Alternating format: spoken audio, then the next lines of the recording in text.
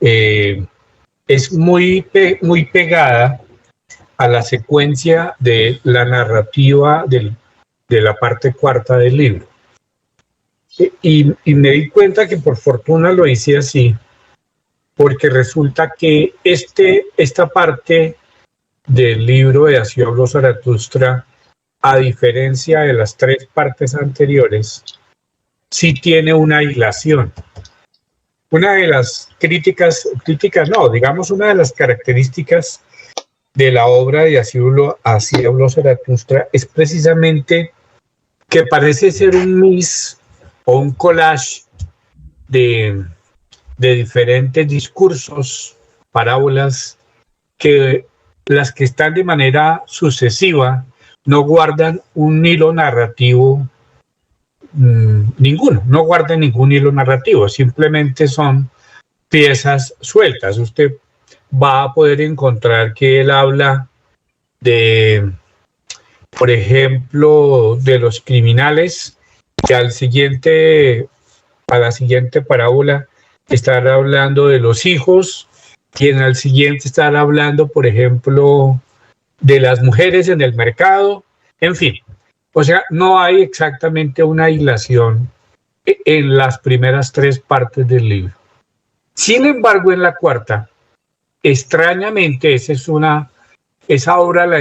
parte la hizo él al final, como que sacó primero los primeros dos, después se hizo un paréntesis, hizo la tercera parte y luego se tomó su tiempo y sacó la cuarta, pero la cuarta parece ser el que sintetiza, resume o concluye de una manera muy bien hecha prácticamente toda la obra. O sea que uno podría no leerse todo el libro de Así habló Zaratustra y solo leerse en la cuarta parte y casi que lo lograría entender, porque ese sí está muy bien compendiado e hilvanado.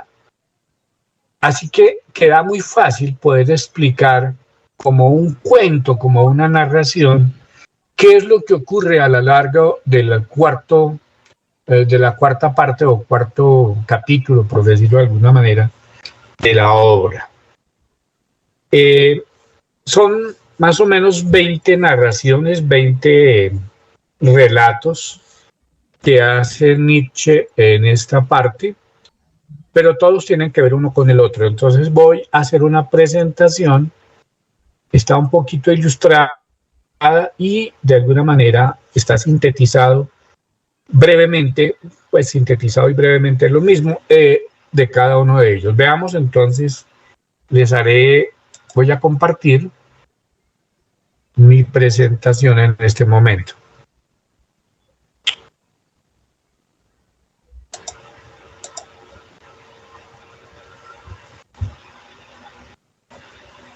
Cuando la estén viendo, me podrían informar. Sí, pero ya estamos viendo la pantalla, pero yo la estoy viendo. Ok.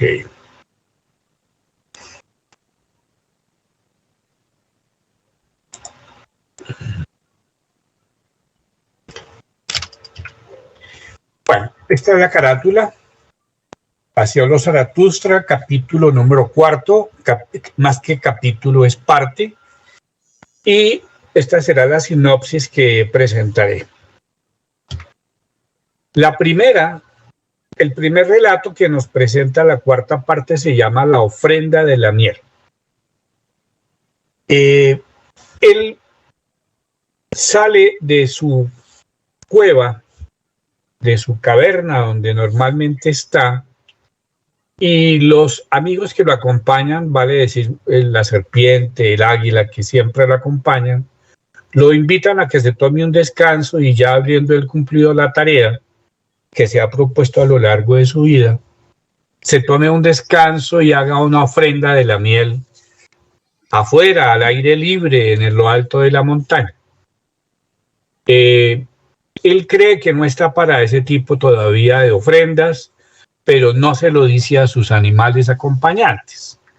Simplemente le sigue la cuerda y él sale de su cueva, de su caverna, llega a la punta de la montaña dice que lo lleven al lugar donde más miel de la buena haya para hacer la ofrenda, y una vez que lo dejan allí solo, él se mofa de la burla que le hizo a sus propios animales acompañantes, porque él sabe que no es el momento para hacer ese tipo de libaciones, de ofrendas. Entonces les leo aquí, ya es con eso antecedente, qué es lo que ocurre como síntesis de este primer relato. Zaratustra engaña a sus animales acompañantes, aceptando subir a la montaña a ofrecer la miel. Ya solo en la montaña declara que no es tiempo de libaciones de miel, pues aún siguen siendo necesario más bien mejorar la pesca de hombres, es decir, él cree que la tarea está todavía por empezar y es mucha, de la de cazar hombres, y hay un vasto mar de profundidades inmensas y de oscuridades también, para seguir buscando a los hombres adecuados con los cuales hacer su proyecto de cambio. Entonces él dice, hay que seguir la pesca de hombres en el profundo mar del mundo, lleno aún de riquezas, de rarezas, de inmensas profundidades y oscuridades. Empalagarse de la propia felicidad, que los animales le dicen que ya él es un hombre feliz, dedíquese a disfrutarlo. Él dice, empalagarse de esa felicidad sería erróneo, de tal manera que más bien se propone continuar la lucha en la caza y captura de hombres. Esta primera parte de la ofrenda de la miel es algo así como esa lucha heroica y griega que se autoimpone él como profeta para seguir en su proyecto. Él no puede ceder, no puede en algún momento sentir que ya es el momento de descanso y sabe que la tarea apenas está comenzando. Ese es el resumen del primer relato. Luego viene un relato que se llama El grito de socorro. Una vez termina sus reflexiones en el alto de la montaña y habiendo ya engañado a sus animales acompañantes de no libar ni hacer ofrendas de miel, escucha un grito que no se sabe si viene de la profundidad del mar o viene de los bosques de la montaña, pero aguzando más el oído, piensa que viene del bosque y él se sienta a buscar y se encuentra con un adivino que le aparece al paso. Era un antiguo amigo, alguna persona que había conocido en alguna de sus anteriores travesías, y el adivino le advierte que la llamada a la que debe acudir será la ocasión para que él caiga posiblemente en el pecado que más odia Zaratustra. Y le pregunta precisamente cuál es el pecado que tú más odias. Y él dice que el pecado que más odia es la compasión. Entonces el mago le advierte, el adivino le advierte, ese será tu pecado, la compasión.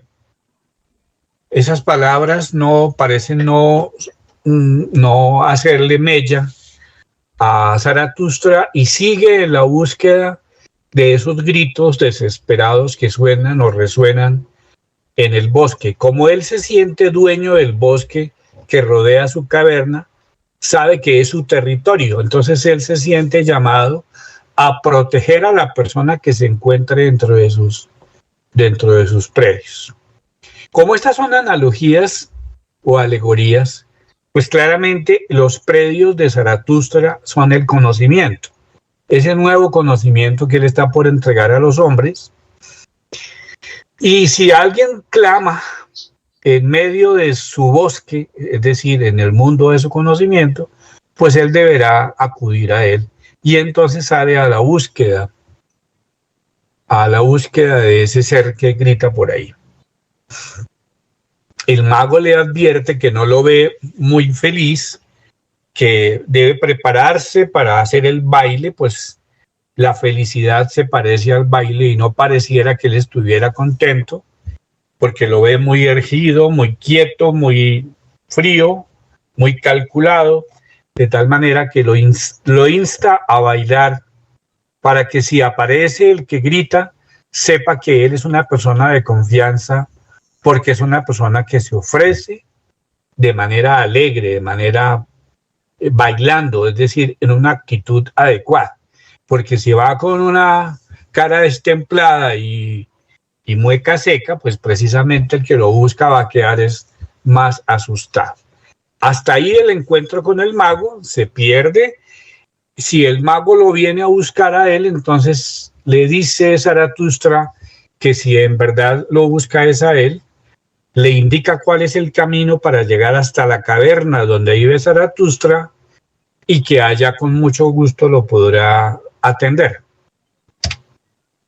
Luego, en esa búsqueda, buscando el origen de los gritos que escucha, se encuentra dos reyes. Entonces viene el relato de los dos reyes. Él encuentra en el camino a su caverna a estos dos hermanos reyes, quienes le cuentan estar cansados de una falsa sociedad para la cual creen haber servido y en ella haber logrado a punta de engaños y de explotaciones todo lo banal que se puede pensar en la tierra. Pero llegados a ese punto, le confiesan estos reyes a Zaratustra, encuentran inútiles sus vidas, no haber hecho mayor cosa, y buscan a Zaratustra por ayuda, sin saber que con el que están hablando es precisamente Zaratustra. Ellos cuentan que tienen una imagen prejuiciosa de Zaratustra porque de él hablan mal abajo. Allá de donde ellos vienen, le temen a Zaratustra y piensan que es algo así como una representación diabólica. Pero ellos también, habiendo estudiado mucho de qué habla Zaratustra, están dispuestos a superar esa imagen diabólica para escuchar a Zaratustra en el conocimiento de tanta fama que le precede.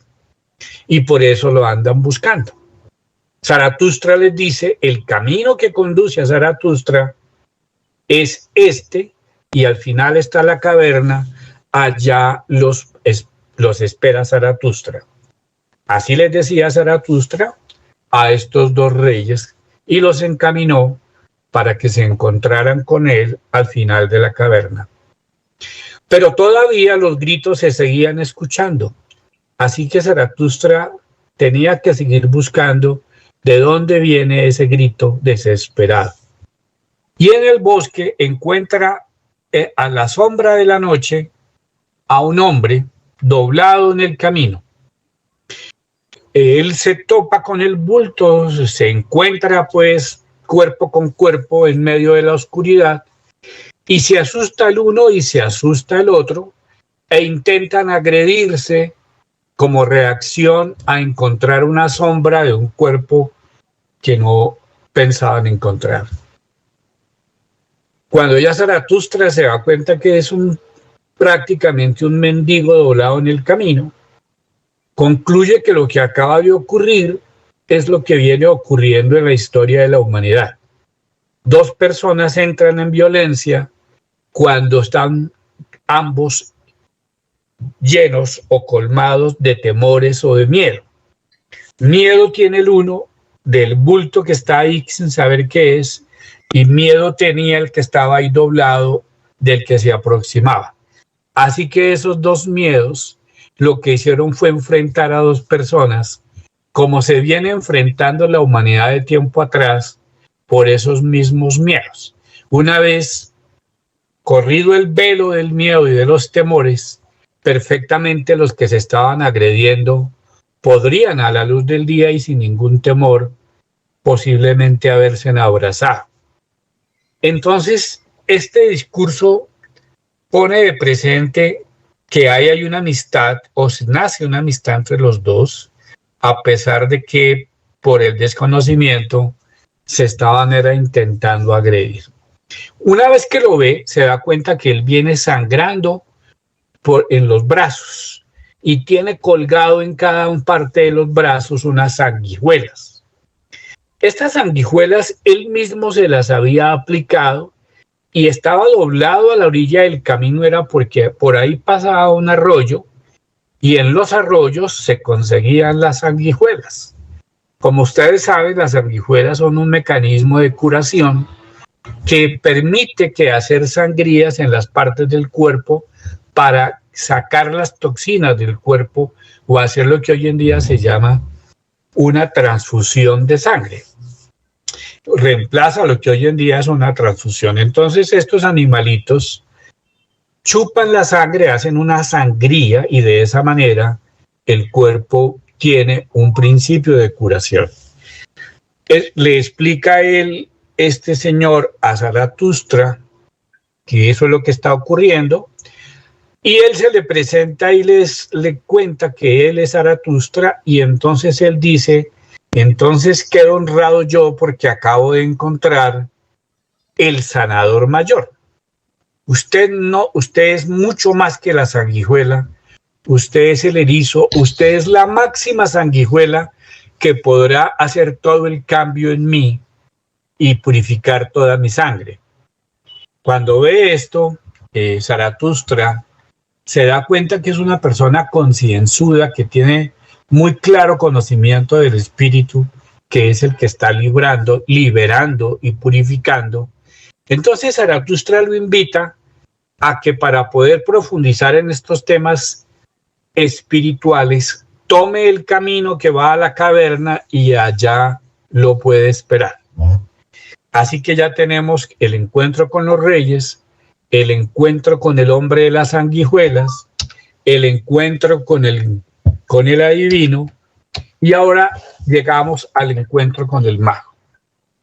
Persiguen los lamentos en el bosque, se encuentra con un hombre en el camino que se lamenta de su deplorable condición, pasa a su lado Zaratustra, pero advierte que la persona está queriendo llamar la atención para que sea socorrida, para que sobre él se brinde caridad, pero advierte por alguna razón Zaratustra que se está poniendo a prueba su crítica a la caridad cristiana o a la compasión, y que este mago, digamos, hechicero, está haciendo caer en la trampa a Zaratustra una vez más sobre caer en lo que él mismo critica, es decir, doblegarse ante la caridad humana y socorrer a la persona que está en el camino. Pero como prácticamente no cae Zaratustra en la trampa, el mago entonces destapa sus cartas y le cuenta que él no es otro que el mago, confiesa que está cansado de hurtar, de falsear, de ser farsante, y que solo en Zaratustra, que no es el engañado y que nunca lo será, solo en él puede encontrar reposo y encontrar alivio para sus preocupaciones y tribulaciones.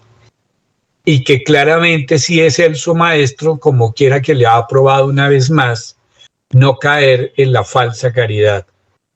Y entonces nuevamente Zaratustra ve una vez más que esta persona tiene condición para poder ingresar a su caverna, a su cueva, es, digamos, honrado para poderlo recibir allá, y entonces le invita a lo mismo: siga este camino y condúzcase hasta la caverna.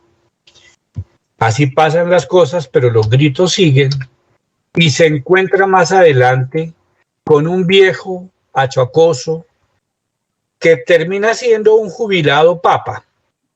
Estamos hablando de un papa, del representante máximo de la Iglesia Católica, quien, una vez haber oficiado como papa muchos años, se da cuenta de sus inmensas tribulaciones espirituales que aún en él como papa subsisten, y viene en búsqueda de quien puede darle solución, que no es otro que el mayor de los ateos que se conozca, a Zaratustra. Entonces busca a Zaratustra para que desde la otra orilla le dé alivio a sus tribulaciones espirituales.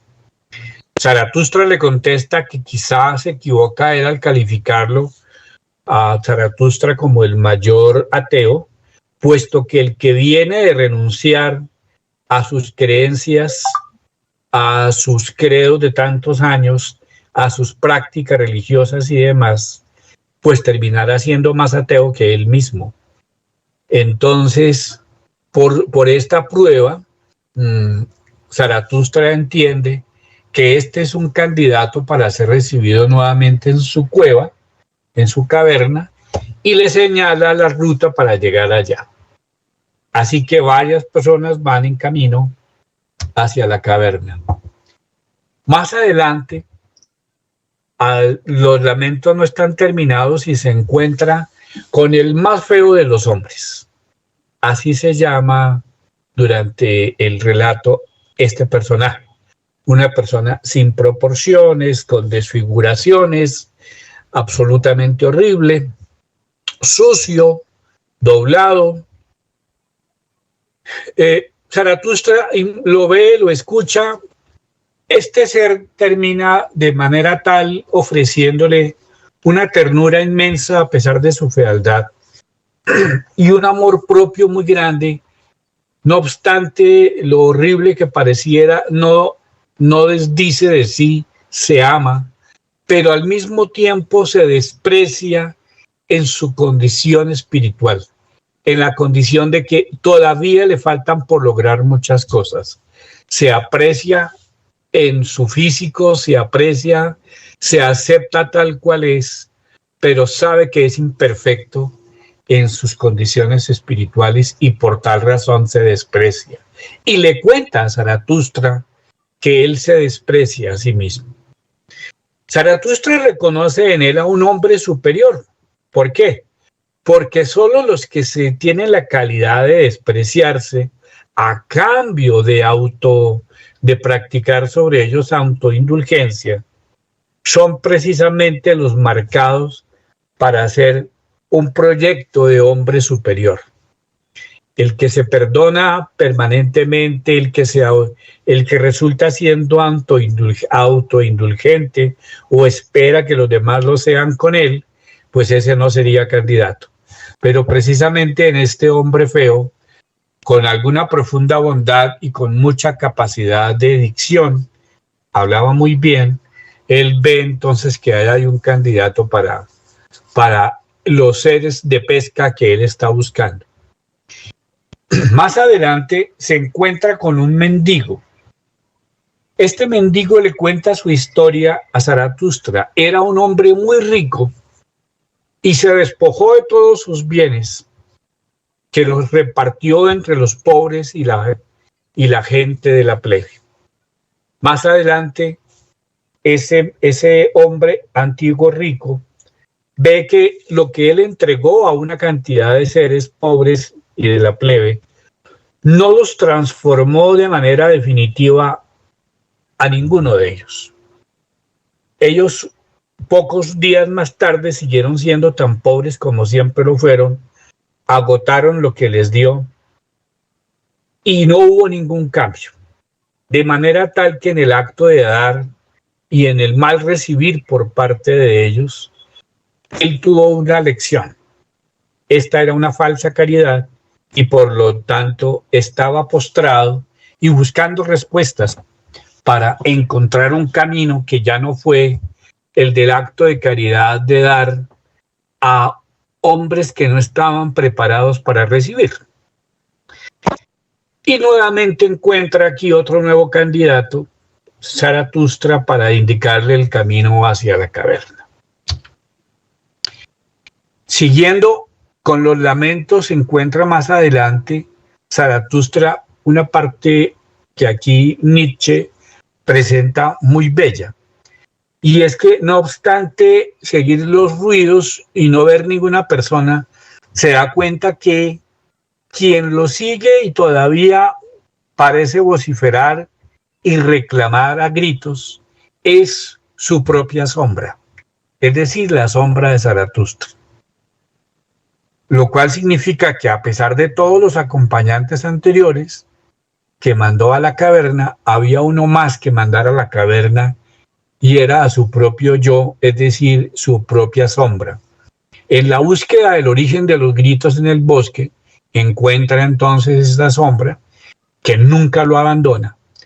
Ella se encargará de recordarle permanentemente sus metas más elementales y domésticas, aún no terminadas. Lo atormenta saber que no hay un matrimonio, que no tiene hijos, que no ha conseguido plata, que sigue dependiendo de su hermana, de su padre. Es decir, le recuerda la miseria doméstica en la que todavía vive Nietzsche, sus compromisos de autocuidado, ya que es un hombre enfermo, así que hay unos planes ahí descuidados. La sombra le recuerda que eso está por ser resuelto. La conquista de su humana felicidad. Nunca Nietzsche o Zaratustra, que es aquí algo así como un alter ego, está descuidada. Él no ha pensado en su felicidad y cuando se le presenta la desprecia por estar pendiente de su obra mayor. Sus miedos, sus dudas, sus propias antiguas tribulaciones están todas presentes en la sombra. Y entonces se da cuenta Zaratustra que todavía esa sombra, al igual que los demás personajes que se encontró en el bosque, son tan reclamantes de su ayuda como él mismo. Así que también, de alguna manera, le señala el camino hacia la caverna. Terminado ese día, prácticamente ya al filo del mediodía, y después de todos esos encuentros, aparece un nuevo relato que se llama el relato del mediodía.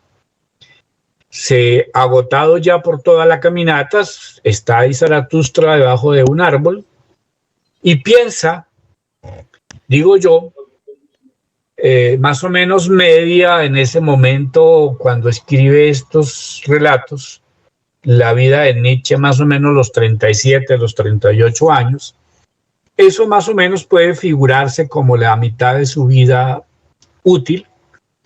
Y por eso se llama el relato del mediodía, como una referencia a la mitad que ya marca para su momento la vida de Nietzsche. Pero él mismo señala que no es tiempo de parar, de seguir, de parar. Es tiempo de seguir. Es solo un descanso para revitalizar las fuerzas que aún deben ser reparadas, para vencer toda la pesadez de una cultura de valores anacrónicas.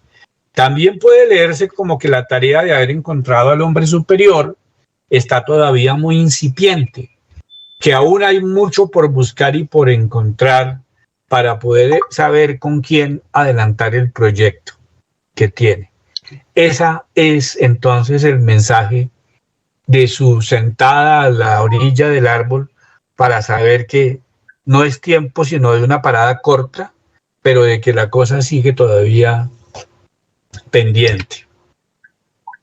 Cuando llega a la caverna se da cuenta que todos han cumplido con la indicación de llegar a su cueva, a su caverna, y se da entonces el relato que se llama El Saludo. Este relato que está aparte se llama así El Saludo. Todos los personajes que Zaratustra había referenciado para llegar a su cueva buscando el origen del grito que encontró en su camino. Les indicaba que más arriba en la montaña estaba la caverna donde Zaratustra vivía y que allí podían tener refugio. Esto significa que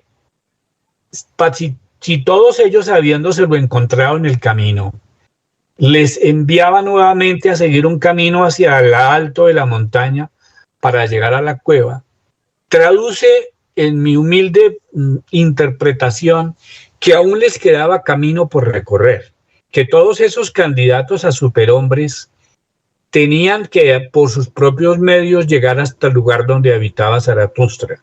No bastaba con encontrarse en el camino, sino terminar la ruta para llegar allá. Entonces todos, el mago, el mendigo, el papa, el hombre más feo, su propia sombra, los dos reyes, el hombre de la sanguijuela o el que llamaban el hombre concienzudo.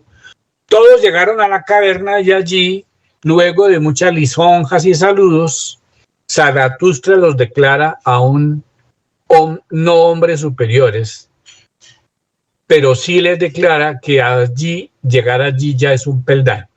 O sea, todavía no los bautiza como hombres superiores, pero que llegar hasta allí ya es un avance. Luego se da la cena, relato de la cena. Llegada la noche, entonces ofrecen comida, ofrecen vino, están presentes Zaratustra y todos los que lo rodean, en que se había encontrado en el camino, y les advierte que él es amante del vino y de la buena mesa, como es amante de la vida, y que no desprecia, como ya sabemos, no desprecia el cuerpo, y por lo tanto bienvenidas todas estas signos y ritos de vida que se están practicando, pero que les aclara que lo que luego va a ocurrir son tiempos de batalla, tiempos de lucha, y que lo uno no tiene por qué enterrar lo otro.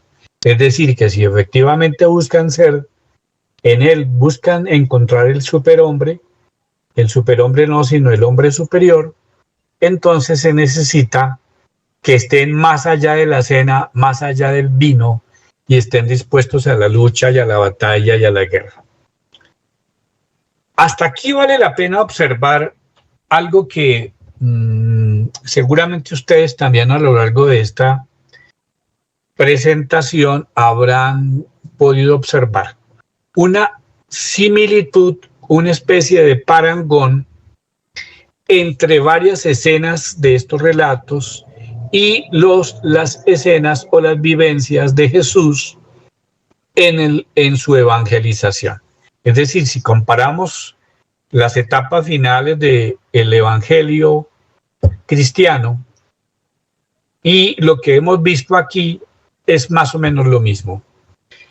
Encontrarse con el mago, el de las sanguijuelas, el mendigo, los reyes, etcétera, se simula a haber Cristo buscado en los caminos o encontrado en sus caminos a los distintos apóstoles que le fueron a seguir. En otras palabras, estos acompañantes no son otra que una parodia o un parangón de lo que también Jesús hizo, buscando a lo largo de sus caminos los personajes que lo iban a seguir. En la parada al mediodía y debajo de un árbol para hacer la reflexión de qué él espera y qué más debe seguir haciendo, si hasta ahí es la tarea o qué, es equivalente a lo que ustedes pueden recordar de la escena del Monte de los Olivos. Jesús, mientras sus apóstoles acompañantes duermen, él hace sus reflexiones y digiere sus amarguras debajo de un olivo y se da cuenta que aún la tarea no está terminada, porque lo que está por seguir es precisamente morir en la cruz, como estaba profetizado. O sea, él tenía que entregarse a los hombres por los hombres. Y aquí más o menos pasa lo mismo cuando al mediodía él hace su reflexión para saber que la tarea no está terminada.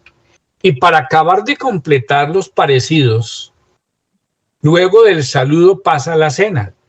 Y recuerden que precisamente también ofrece muy cercano a los días de la muerte, más o menos 8 días antes, 7 días antes de la muerte de Cristo, sucede lo que es la entrada a Jerusalén y la última cena.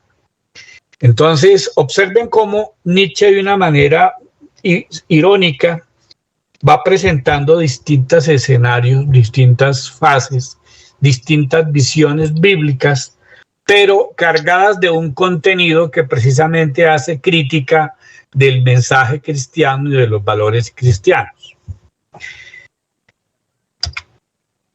Después hay una alegoría en un relato siguiente que se llama El hombre superior. Este, que es el relato central, quizá debo entender, de los 20 relatos que aparecen o componen la cuarta parte, presenta cuáles son las características del hombre superior. Aquí vale la pena hacer una aclaración. Hablar del hombre superior en la obra de Federico Nietzsche, y aquí en particular de la obra de Asiulo Zaratustra, no traduce a hablar directamente del superhombre.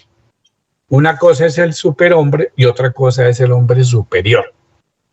El hombre superior es el que tiene las características para llegar a ser un candidato que se vence a sí mismo, que se supera a sí mismo, para luego transformarse en superhombre, en el Übermensch o Übermensch. Pero no es todavía o sea, aquí estamos hablando del hombre superior. Como tampoco es equivalente a hablar del hombre superior a los últimos hombres o el último hombre. Son tres cosas diferentes. Del que vamos a hablar aquí no es del superhombre, sino del hombre superior. Digamos el paso anterior a la etapa de superhombre. ¿Cómo lo define él en ese relato?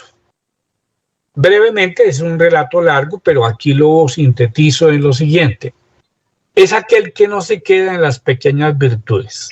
Recuerden que Nietzsche recuerda como las pequeñas virtudes, las virtudes cristianas. El amor al prójimo, la caridad, la solidaridad, el amor a padre y madre, etcétera. Todas esas cosas que para Nietzsche son las pequeñas virtudes. No es que las desprecie, sino que esas no son las virtudes que él busca en el ser humano. Él busca las grandes virtudes transformadoras, no estas pequeñas virtudes. Entonces, en primera conclusión, no caracteriza al hombre superior las pequeñas virtudes. Debe superar eso.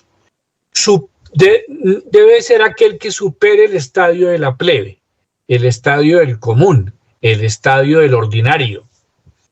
No es el perfecto, pero sí es aquel que busca la gran obra. Entonces, el hombre candidato a ser hombre superior no es necesariamente perfecto, pero sí es aquel que con afán busca la gran obra. Es el que conoce la verdad porque también ha mentido. Es decir, es aquel que viviendo quiere asir la verdad, no precisamente de manera conceptual o por categoría, sino porque viviendo y por las contradicciones mismas de su propia vida, ha querido buscar la verdad. No lo entretiene la ordinaria felicidad, como cuando lo invitan sus animales a ya simplemente brindar la miel y compartir su miel, es decir, compartir su felicidad. Y él engaña a sus animales y se da cuenta que esa aparente felicidad no lo puede entretener. No lo entretiene la ordinaria felicidad. ¿Quién más es el hombre superior? El que sabe reír, el que sabe bailar, el que disfruta de la vida en su plenitud. Entonces no será el triste, no será el apagado, no será el taciturno, no será el acomplejado. Es el que sabe reír. Característica del hombre superior, la risa. Es el que se ríe de sus propias imperfecciones, pero no por ello es autoindulgente. Es irónico, pero no autoindulgente. Sabe reír, sabe bailar. Vive la vida. No busca preservar, busca superar, busca transformar, busca deconstruir para construir. No escucha la voz exterior, es decir, no hace caso. Él solo hace caso a su voz interior, al llamado de su propia conciencia. No se consuela en la igualdad, es decir, no se considera un hombre masa. No hace parte del montón. Es aquel que es capaz de alzar sus alas y superar ese estadio de pesadez para alzar el vuelo. Y para eso se requiere no ser masa, no ser uno más. No busca conciliar o empatizar. No es aquel que busca todo hacerlo armónico y pacífico. Es, por el contrario, auténtico. Vence, discute, ama a su propio enemigo y puede enfrentar a su propio amigo. En él no está, hagámonos las paces, conciliemos, abuenémonos, cuando en el fondo las cosas no han sido resueltas. Entonces, en el hombre superior, él pone estas características. Cuando le preguntan, ¿qué es ser el hombre superior? Luego viene el relato de la canción de la melancolía. En esta canción de la melancolía, ahora el que sale, mientras sale Zaratustra a tomar un aire fuera de la caverna, el mago adentro les cuenta a sus compañeros de caverna que él, en pasadas épocas como ahora, sentía el impulso de seguir brindando hechizos, de seguir haciendo de su arte, del engaño, de la fantasía ilusoria.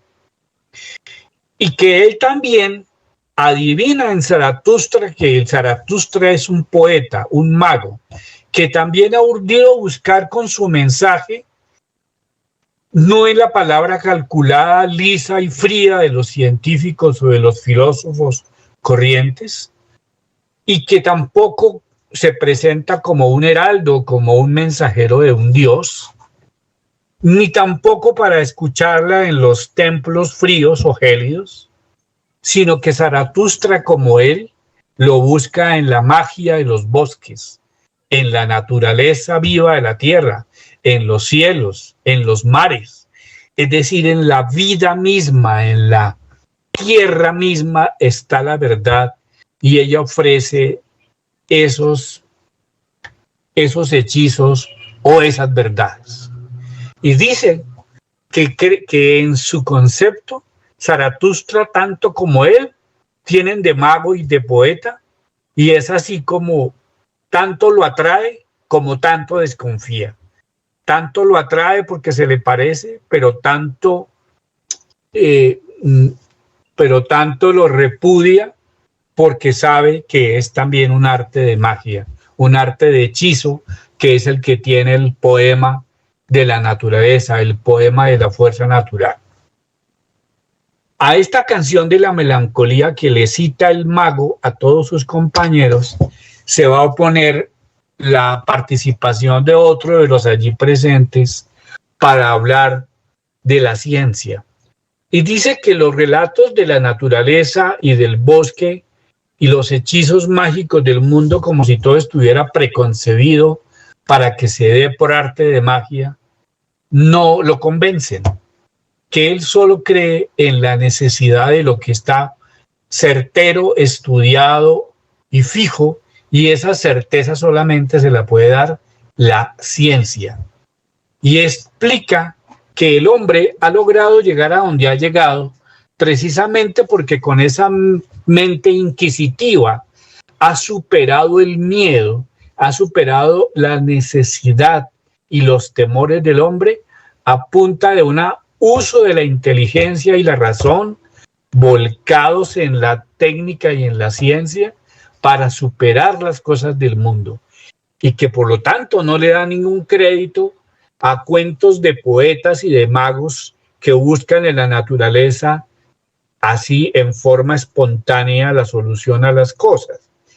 Tal espontaneidad es de desconfiar, puesto que lo único que da certeza es la ciencia.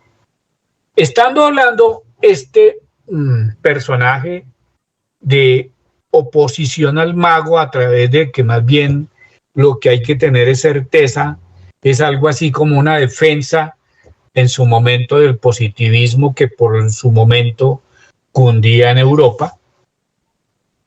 Zaratustra se va acercando a la puerta y escucha hablar las últimas palabras del que está hablando de el origen de todo está en el miedo y que ha sido vencido por la ciencia. Entonces lo corrige Zaratustra y le dice que está equivocado y que precisamente el que ha vencido o llevado al hombre a los lugares que hoy en día tiene, se equivoca, no es el temor ni el miedo, muy por el contrario, ha sido el valor.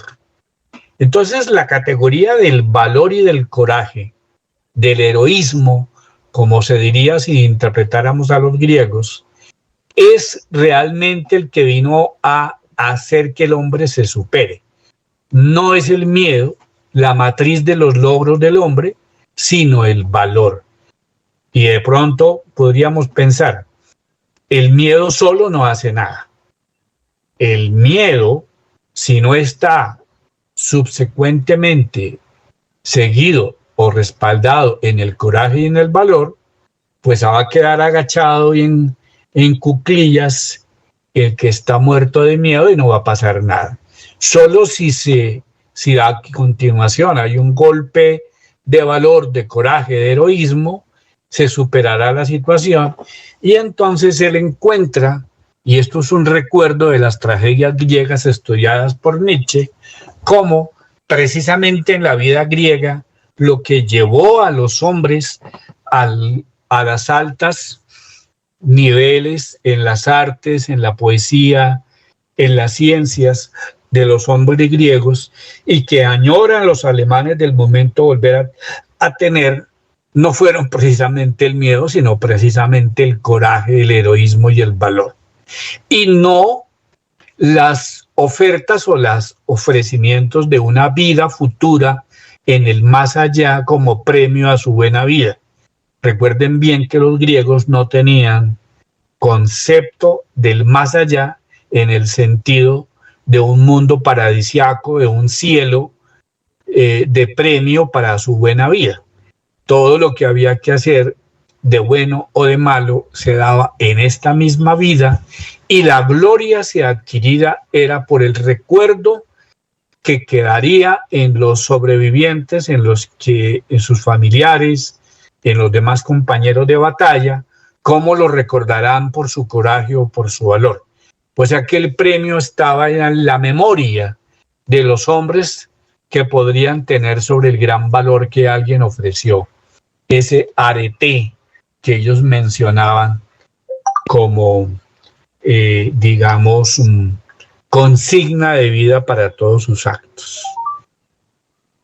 Y que Nietzsche aquí dice en este relato que primero fue físico, un heroísmo de fuerza, un heroísmo muscular, y que en los tiempos que corren es un heroísmo intelectualizado. Es el arma mayor del hombre y este valor tiene cuerpo de serpiente y alas de águila. Por eso los dos amigos de Nietzsche, o de Zaratustra más bien, que lo acompañan todo tiempo, son precisamente la serpiente y el águila, porque ellos dos representan digamos, los elementos del valor. Los elementos del valor y del coraje son inteligencia y valor. La inteligencia de la serpiente y el arrojo y el valor del águila. Así termina el regaño pues de Zaratustra para el último participante y vuelve y se retira de la caverna y tiene algo así como un viaje virtual a una zona desértica. Mentalmente se pierde a una zona donde no hay sino arena, desierto, y se encuentra allí con las hijas del desierto, con las dos personas que lo ponen a pensar y lo ponen a reflexionar y lo tientan en saber si efectivamente ese nihilismo que corre por Europa podría ser superado o de repente no valdría la pena ser superado.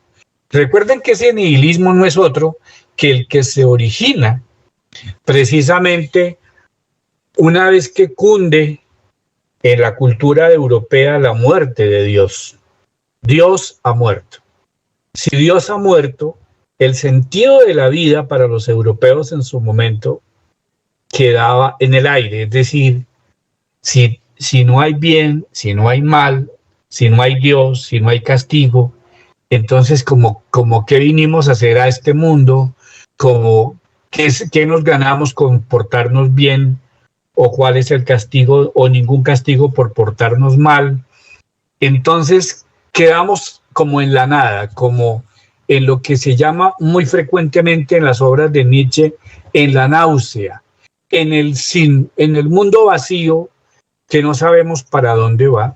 Esa náusea que inaugura Nietzsche en su obra y que más adelante van a repetir otros dos filósofos posteriores como tema de sus obras. Uno de ellos sería Jean-Paul Sartre, y que precisamente hace una novela con ese mismo nombre, La náusea, y el otro sería precisamente Heidegger, donde en el ser, en el tiempo, en las obras de él sobre ser y tiempo, tiempo y ser, el hombre lanzado, el hombre que únicamente está dependiendo en cada momento de las circunstancias que lo rodean al vivir, está nuevamente lanzado ahí a un vacío y produce esa misma náusea.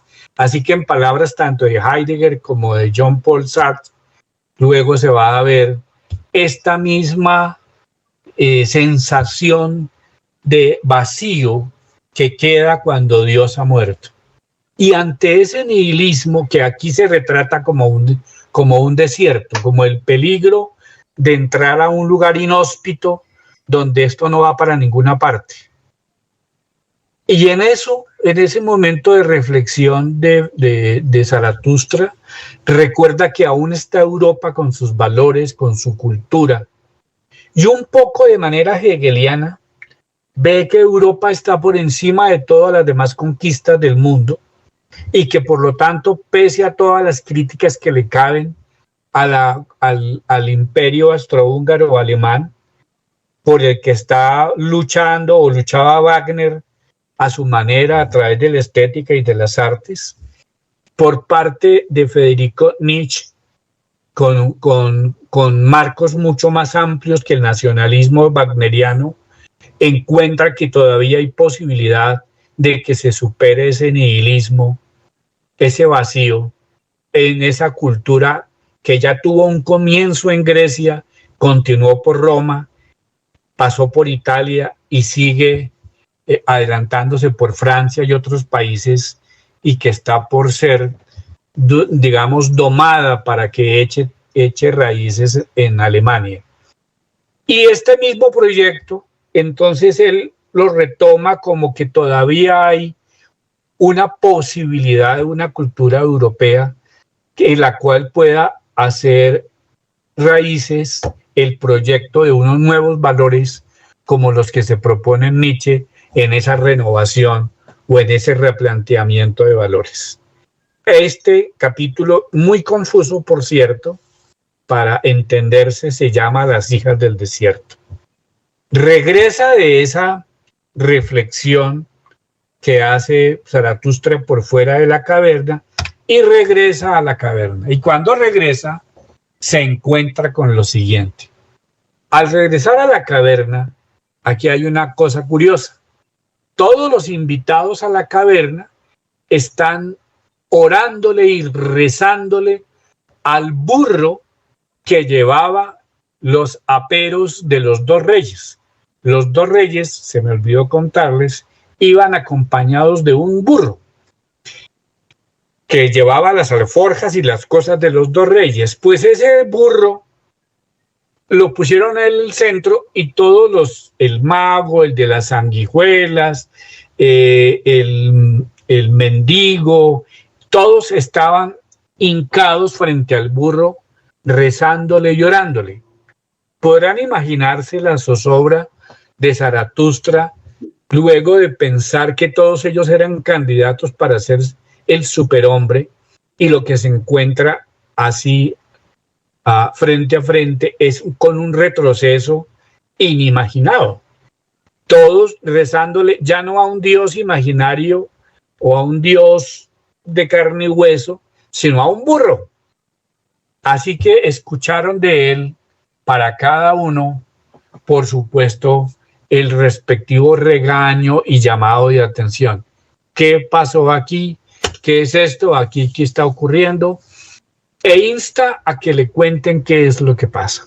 Claramente, hasta ahí, entonces estaba comprobado que los candidatos a ser superhombres no estaban ni tibios para ser superhombres, cuando a las menores de cambio ya regresaban a sus viejas prácticas y peor aún a cosas tan salvajes como poner como Dios al burro y a él rezarle y orarle. En el siguiente relato se llama La fiesta del asno. Y en la fiesta del asno, que no es otro que el mismo burro que estaba diciendo antes, vamos a encontrar la explicación de qué era lo que ocurría. Zaratustra sigue con el regaño a cada uno, pero ellos simplemente han aceptado con gestos en la cabeza de que Zaratustra tenía razón en su regaño. Pero luego él quiere explicar, explíquenme aquí qué pasó, e insta al hombre de las sanguijuelas a que le contara, al hombre más feo, al más feo de los hombres, a que le contara en nombre de los demás qué era lo que había pasado en su ausencia. Cómo es que de repente cambiaron todo su proyecto de vida por adorar un burro. Entonces el Señor le cuenta lo siguiente. Esto es muy sencillo. Usted debe recordar, señor Zaratustra, que usted nos había enseñado que la mejor manera de matar a un hombre era la risa. Esa muerte es más definitiva que la muerte física, la risa. Y eso es lo que hemos hecho.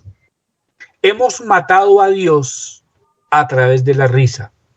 Lo que usted acaba de ver de nuestra adoración al burro no es más que un acto circense con el cual estamos reconociendo que el hombre es capaz de inventar a un Dios y que así como se inventó un Dios cristiano o un Dios allá en el cielo que adoran los cristianos, nosotros bien podríamos pensar que este burro represente la idea espiritual de Dios.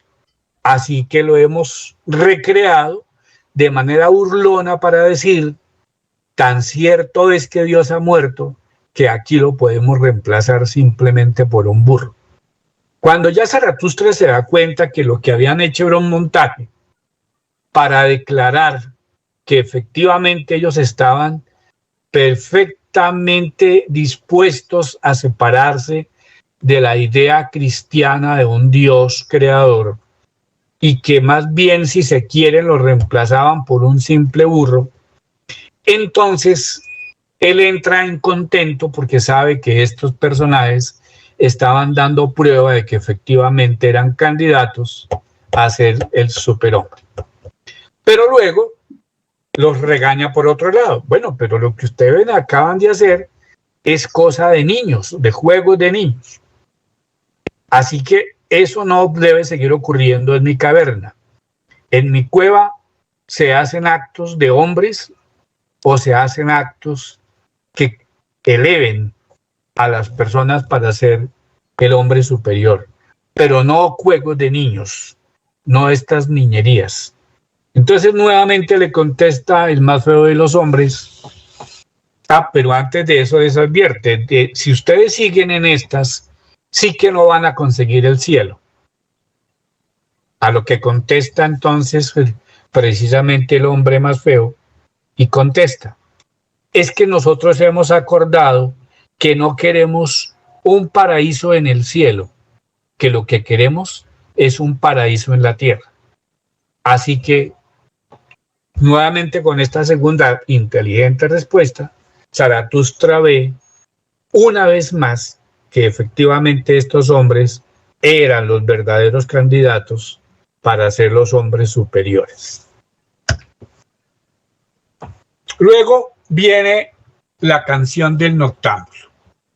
En la canción del noctámbulo salen todos un poco a resignificar esa alegría de saber que eran los elegidos, y entonces salen a la noche a ver la luna, a contemplar las estrellas, a dejarse acariciar del aire fresco, etc. Y entonces Zaratustra, en medio de esa inspirada escena, les recuerda que lo que ha de venir es algo que también implica dolor. Así como el placer al cual se están pasando, la dicha y el placer de ser hombres superados, ese placer de ser superados será eterno. Es decir, siempre habrá que regresar al trabajo de buscar el placer de manera eterna, profunda en su eternidad. Pero que él no está solo. Cada vez que se busque placer y de manera eterna, no momentáneo, en esta vida y en las siguientes, siempre habrá como referente el dolor y el sufrimiento. Así que por eso se llama la canción del noctámbulo. Es una canción entre triste y alegre, porque se está dando un paso a ser aceptados como los hombres superiores, lo cual implica un gran placer, pero también implica muchos abandonos, muchas cosas que habrá que soltar y dejar, y por lo tanto es de carácter permanente, es de carácter eterno, tanto el abandono de esos falsos placeres que ahora darán dolor para adquirir el nuevo placer, del nuevo conocimiento que les trae Zaratustra. Se van a dormir, se acuestan en la caverna, todo lo dicho ocurre entonces en un día y una noche, todos estos 20 capítulos de esta cuarta parte, y entramos a lo que se llama el último relato de la cuarta parte del libro, de la parte final del libro, que se llama El signo. Y observen con lo que termina Nietzsche este relato.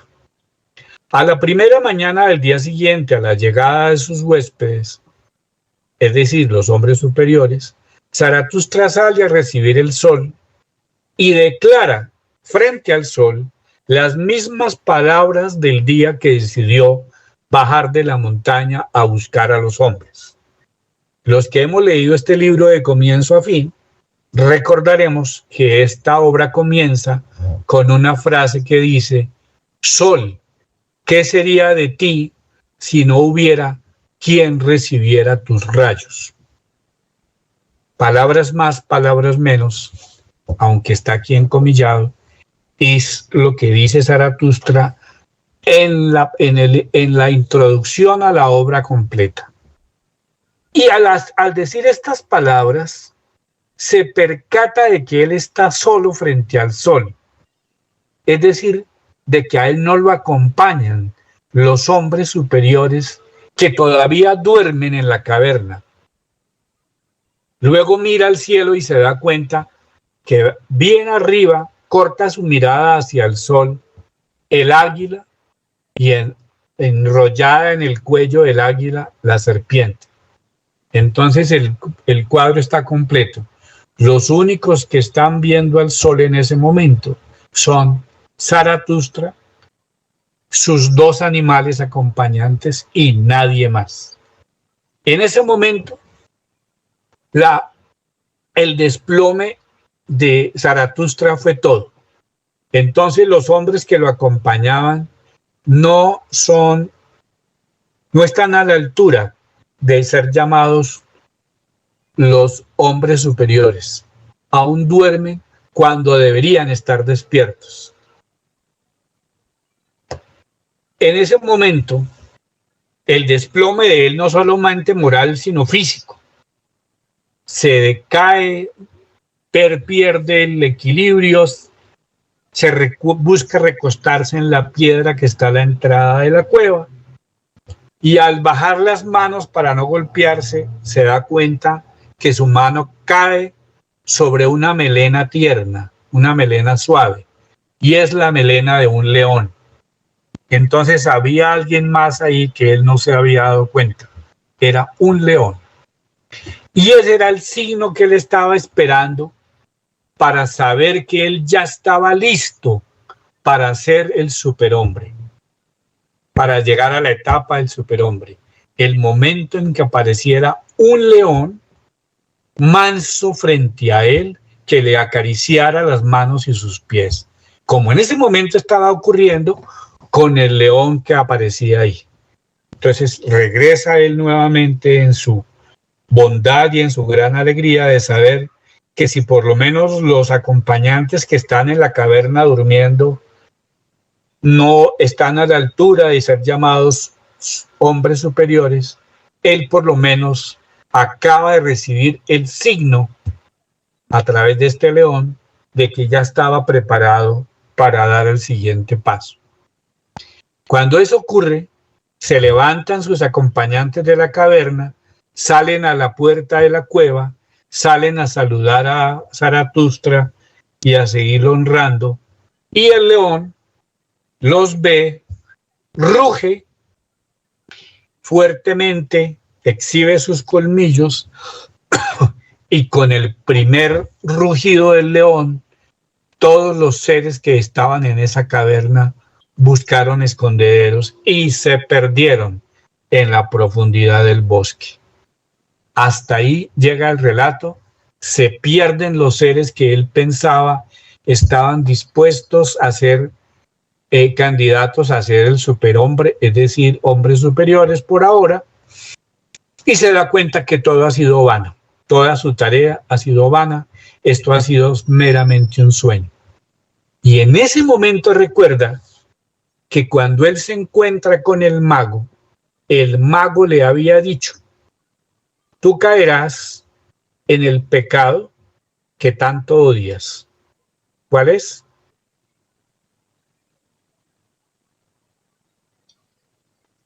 ¿Me siguen? Sí, acá estamos. La compasión. Cuando tú entraste en compasión, hablaste con estos seres, les diste la oportunidad y caíste en lo que has criticado siempre. Pensar que el que te busca, el que te necesita, el que pide socorro, por ello mismo, por pedir socorro y por pedir caridad, ya está listo para hacerlo cuando eso es completamente falso. En ese momento desaparecerá el ser que él cree haber encontrado y efectivamente vuelve a quedar solo él con sus animales y solo él dispuesto a dar el siguiente paso en su tarea de encontrar el superhombre. Entonces, la hilación, la forma en que está hilvanada, estas 20 historias, son 20 relatos, efectivamente no es solamente desde el punto de vista literario muy hermoso y muy poético, sino que efectivamente es supremamente realista en relación con el proyecto del cambio y transmutación de valores que quería hacer en este momento o que es su proyecto final de vida en Federico Nietzsche. Quise hacer una narrativa menos filosófica y mucho más pegada al sentido del texto que a sus contenidos históricos o filosóficos, porque me pareció que había que aprovechar el único aparte, la cuarta parte del libro, que presentando una estructura tan hilvanada, no se debía perder uno solo de ellos, porque se perdería el sentido completo de este pasaje. Entonces, eso era lo que les quería compartir y a ustedes. Gracias, Ricardo, por su exposición. No sé si alguno tiene algo que decirle a la exposición de Ricardo, dar algún aporte o hacer alguna pregunta o algo así. Yo quería hacer un llamado antes de cerrar el punto, y es que no vale la pena siquiera que se recuerde lo que yo he dicho. No vale la pena. Es decir, el sentido no es que uno de nosotros haga una exposición sobre lo que testimonió por su lectura directa del libro, sino que vale la pena. Mi invitación es a que ninguno de los aquí presentes se deje de leer todo la cuarta parte del libro, para que ustedes en carne propia, por sus propias mentes, transcurra este fenómeno tan interesante que presenta Nietzsche en esta obra. Mire, ninguna exposición, por muy buena que sea o por muy agradable que se haya pretendido hacer, espero al mínimamente haberlo logrado, siquiera acerca un 10% la agradable lectura que ofrece esta parte final de la obra. Yo he leído el libro de la primera página a la última y puedo perfectamente decirles que de todas las partes de la obra, esta, sí en efecto, es la más agradable y la más amañadora. No sin querer decir que hay muchas otras partes del libro. Me gustó mucho la del matrimonio, la de los hijos, etcétera. Hay muchas otras que son muy buenas sueltas, pero como tema completo de este proyecto que tienes Nietzsche en esta teoría de los valores, sí que es importante que hagamos el esfuerzo, cada uno de los aquí presentes, de leerse completo y en forma personal esta parte de la obra. Es mi invitación, o sea, no nos quedemos con esto. Ahora sí, ya comentarios abiertos. Sí, muchas gracias, Ricardo. A todos aquellos que quieran comentar, pues nada, les pueden comentar. Si quieren, hacemos un diálogo y vemos qué les parece esta cuarta parte o qué pudieron sacar de esta cuarta parte.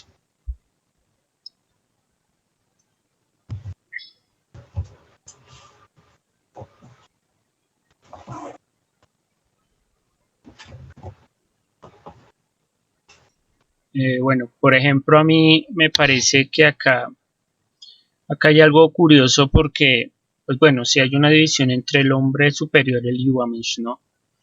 O sea, el hombre superior es la parte para llegar al Übermensch, pero en cierto sentido, todo lo que nos presenta Nietzsche en la cuarta parte es que estos que considerábamos hombres superiores no lo eran de verdad. Y a mí me parece curioso que al final de la cuarta parte los que queden sean los animales, ¿no? Pero estos animales, claro, son un ciclo, ¿no? Y que el único que de pronto está apto para eso, o sea, para convertirse no en el hombre superior, sino en el Übermensch, es el mismo Zaratustra, ¿no?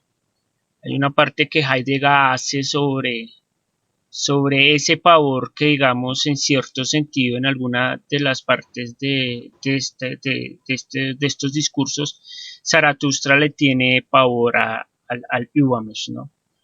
Y es sumamente curioso, ¿no? Porque es como aceptar todas estas carencias, pero al tiempo intentarse potencializar, ¿no? Nietzsche tiene una definición de soberbia que a mí me gusta bastante, que es: uno no tiene que ocultar esos logros que se ha tenido personalmente, pero a la vez hay que saber qué logro se ha tenido. O sea, la soberbia es algo que hay que ganarse y no es solamente un hecho de decir y hablar sin tener esto desarrollado. Entonces, pues algunos lo cree, ahí podemos tener una dicotomía entre humildad y soberbia, y podría parecer esta definición nietzscheana sobre soberbia humilde, pero lo que yo creo, por ejemplo, con el hombre feo es eso, de que de pronto todos estos hombres que son reflejos de Zaratustra y son propios de él, hacen posible que él se supere. O sea, en otras palabras, si él no se hubiera encontrado con estos hombres, para mí, en la cuarta parte, en la última parte de la cuarta parte, mejor dicho, no hubiera podido llegar a ser candidato apto para el UAMIS, ¿no? Entonces sí me parece sumamente curioso esa parte, no sé qué opinen ustedes.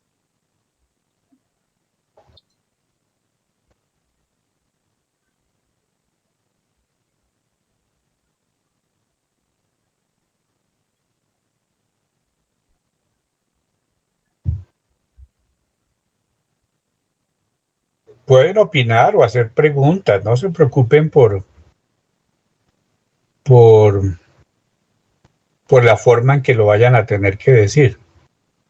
Somos pocos, estamos todos conocidos. Ahí sí, no es una academia, esto no se califica. Estamos con toda la libertad.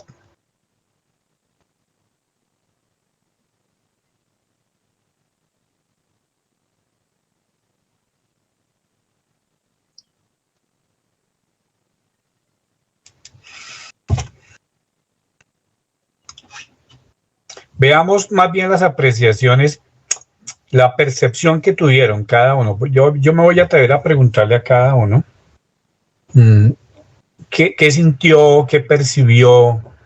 No necesariamente pueden dar conceptos ni categorías, sino lo primero que les haya llamado la atención. Cristian.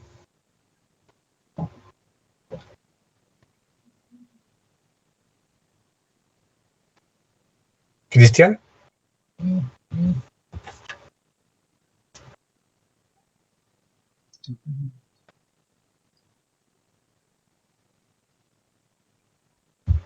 Maquita.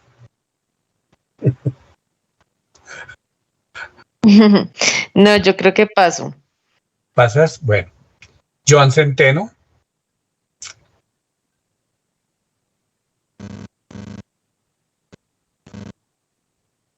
John, ¿estás ahí?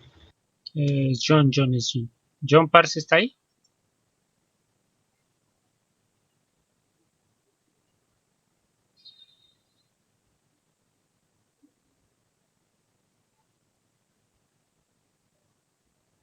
Y Juan.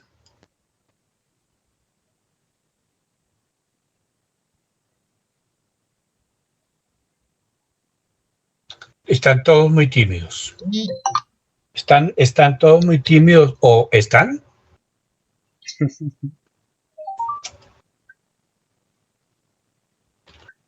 Bueno, así hemos terminado entonces la obra de Así habló Zaratustra. Agradecerle tanto a los aquí presentes como también gracias a los que, si bien hoy no asistieron, nos estuvieron acompañando en las pasadas fechas. Y próximamente se va a estar comunicando Jairo y el suscrito. Tenemos el proyecto de iniciar una nueva convocatoria de personas que conformen un nuevo grupo. Se hará por diferentes medios, pero para estudiar otro autor y otra obra. En este caso será el autor Maquiavelo y la obra El Príncipe. Les estaremos contando el resultado de las inscripciones y demás, que ya sabemos por la experiencia de esta primera parte, que como dirían por ahí los